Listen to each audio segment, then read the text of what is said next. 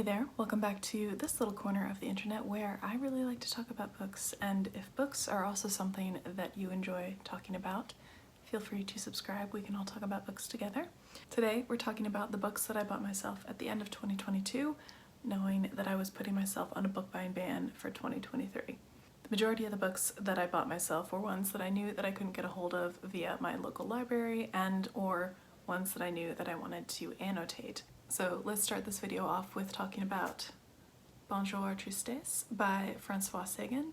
Apologies for my French pronunciation. This is translated from the French by Irene Ashe, and this came out, I believe, in the 1950s. This book is set in the 1950s on the French Riviera, and we follow Cecile, a precocious 17-year-old, and her single father as their bohemian, hedonistic lifestyle comes into question when her father Raymond decides to get married. I've actually already read this book, and I will save my thoughts for a future wrap-up video, but I am furious to know that Sagan wrote this in the span of 2 months when she was 17. This is her first novel. The prose in this is exquisite, and I'll just leave it at that for now. Next up is a classic that I wanted to revisit, and that is The Picture of Dorian Gray by Oscar Wilde. I knew I wanted a copy of my own, and I wanted to annotate it. The first copy of this that I owned, I think, went missing in one of the moves that I've had over the last several years, so I got myself a new copy, and I also wanted to read it in somewhat conjunction with Against Nature, which was its inspiration. Likewise, another classic that I wanted to reread and annotate is Frankenstein by Mary Shelley, which I have a little bit of an offhand story as to why I wanted to pick this up again and reread it. I think I read this for the first time in my sophomore year of high school English class, and the copy that I was given to read, I think at some point had gotten water damaged and was not stored nicely, and it stank. It smelled really badly, and that kind of prevented me from wanting to open the book and read it. So I think I kind of skimmed through that book in high school based solely on the fact that my copy had gotten probably a little bit moldy and was not nice to read. And I've been hearing some folks on BookTube that I really admire rave about Frankenstein recently, so I wanted to give it another go in a nice, clean, new copy, which ironically my sister spilled some water on the first day that I got it. The next book is a nonfiction collection of essays by Elaine Castillo, and that is How to Read Now. I heard about this on Grace's channel. She is over at Books and Cooks. Highly recommend you go check her out.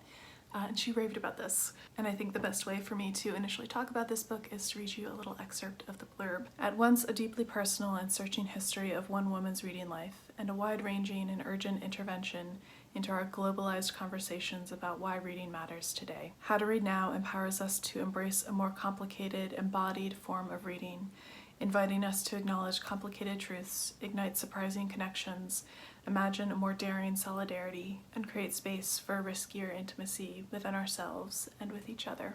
This is an essay collection that navigates the politics and ethics of being a reader in the modern day, and I'm incredibly excited to get to it. A number of the books in this pile are linked to or written by Angela Carter, and the first one I'm going to talk about is Wayward Girls and Wicked Women.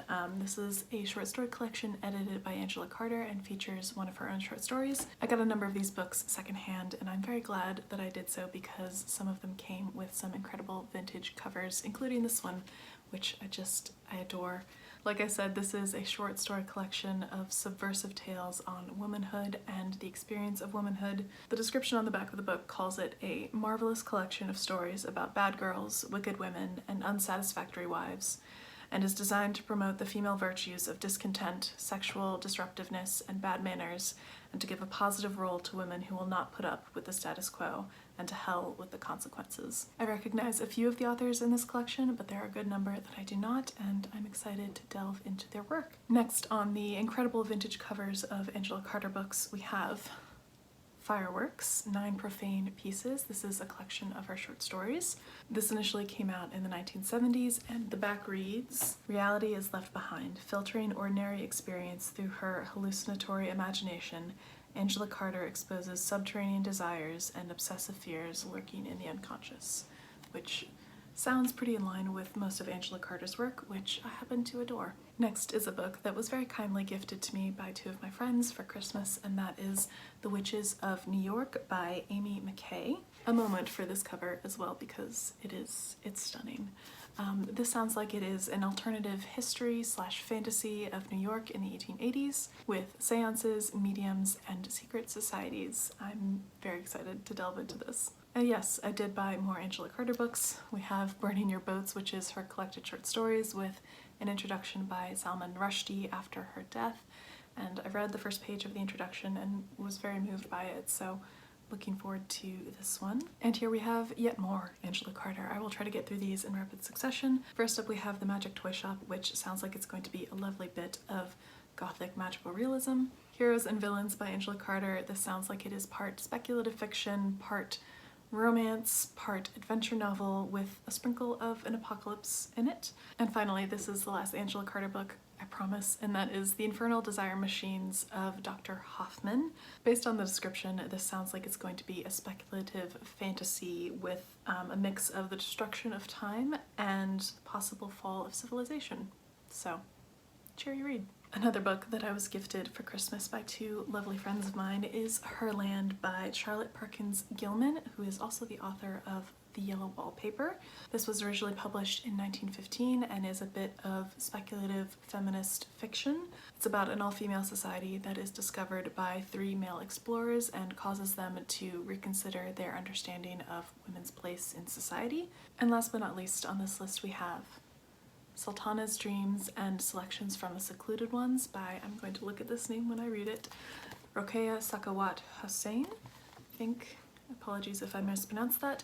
This is edited and translated by Rusan Jahan. This was first published in a newspaper in 1905 in what is modern-day Bangladesh. This is also speculative feminist fiction and is a tale of a reverse purdah, I think is how you say it, which is a practice among certain Hindu and Muslim communities where women are living separately in a different room behind a curtain and generally wear very modest clothing where they are covered head to toe and generally wearing a veil as well. But in this story the roles have been reversed and the men are the one that live behind closed doors and women are the one that have taken over public life. I think I really want to read this and Herland in conjunction with each other, but really looking forward to getting to read some older speculative feminist fiction.